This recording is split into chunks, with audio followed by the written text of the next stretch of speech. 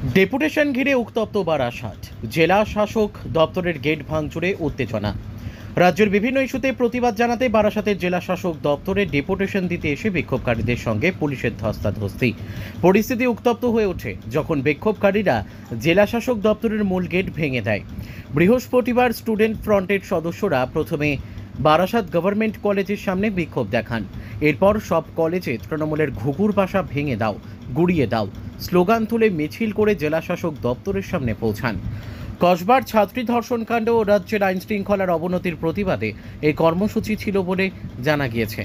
Deputation দেওয়ার সময় police বিক্ষোভকারীদের আটকে দেয়। সেই সময়ই শুরু হয় ধস্তাধস্তি। পরিস্থিতি ক্রমেই উত্তপ্ত হয়ে ওঠে। পুলিশের সঙ্গে ধাক্কাধাক্কির মাঝে জেলা শাসক দপ্তরের মূল গেট ভাঙচুর করা হয়। পরে পুলিশ বাহিনী এসে একাধিক বিক্ষোভকারীকে আটক করে বারাসাত থানায় নিয়ে যায়। ব্যুরো রিপোর্ট, আমাদের টিভি।